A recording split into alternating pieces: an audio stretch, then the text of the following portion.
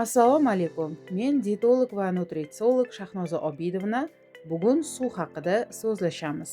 Uni qanday va qancha miqdorda iste'mol qilish orqali organizm faoliyatini muvozanatli saqlash, terini va hazm tizimini qo'llab-quvvatlash mumkinligini tushuntiraman. Inson tanasining taxminan 60-70% qismi suvdan iborat. Suv hujayralariga nutrientlarni yetkazadi. Chiqindilarni chiqarishga yordam beradi. Organizm haroratini nazorat qiladi. Ovqat hazm qilish va qon harakatlarini qo'llab-quvvatlaydi. Shu bilan birga terini namlik bilan ta'minlaydi. Biz gapirganda, hojatga kirganda yoki ko'zlarimizni yumgan va ochgan paytda ham organizmimiz suv yo'qotadi. Kun davomida o'rtacha inson taxminan 1 litr 800 milligram suv yo'qotadi. Shu sababli suvni muntazam va me'yorda iste'mol qilish hayotiy ahamiyatga ega.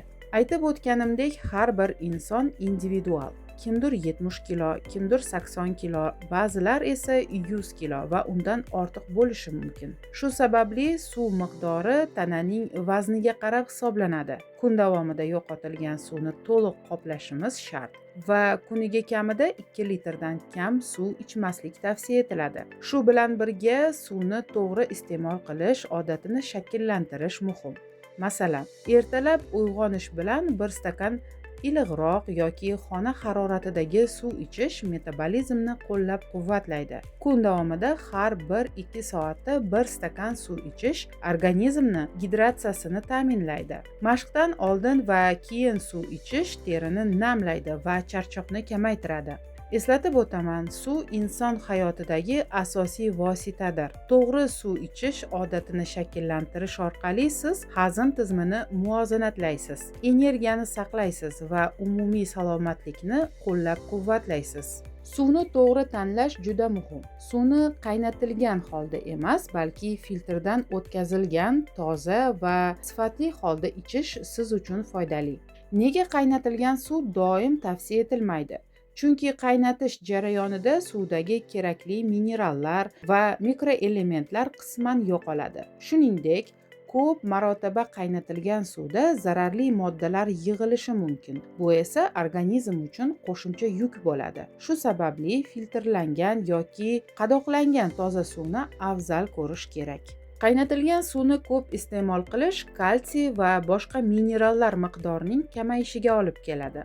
Bu esa suyaklar va tishlar sifatini pasaytirishi, mushak va asab faoliyatiga salbiy ta'sir ko'rsatishi mumkin. Shuning uchun toza filtrlangan suvni afzal ko'rish tavsiya etiladi. Sizga tanangiz vaznidan kelib chiqib suv norma hisoblanadi. Bu suv norma sizni qiziqtirishi tabiiy va uni qanday ichish, qaysi vaqtlarda ichish kerakligi ham muhim savollardir. 7:30 da kunni 1 stakan toza suv bilan boshlaymiz. Organizmni uyg'otish va metabolizmni faollashtirish uchun. Kun davomida har 1-2 soatda 1 stakan suv ichish. Hajmni bir vaqtda oshirmaslik organizmning gidratsiyasini muvozanatli saqlashga yordam beradi. Suv iste'moli 17:25 da kunni tugatish bilan yakunlanadi. Bu kechasi charchoq va uyquga salbiy ta'sir qilmasligi uchun muhim. Shu tartib bilan suvni iste'mol qilish orqali siz organizmingizni muntazam gidratsiya qilasiz, hazm tizimini qo'llab-quvvatlaysiz va kun davomida energiyani saqlaysiz. Eslatib o'taman, choy, kompot va boshqa ichimliklar suv o'rnini bosmaydi. Organizm ularni ovqat sifatida qabul qiladi. Shu sababli toza suvning o'rnini to'liq egallay olmaydi. Shuning uchun choy, damlama va boshqa ichimliklar asosan perikuslarda iste'mol qilinishi tavsiya qilinadi. Suv balansini saqlash va organizmning muntazam gidratsiyasi uchun esa toza suvni kun davomida belgilangan vaqtlar va me'yorda ichish muhimdir. Shu tariqa to'g'ri suv iste'moli orqali biz organizmni muntazam gidratsiya qilamiz, hazm tizimini qo'llab-quvvatlaymiz va kun davomida energiyani saqlaymiz.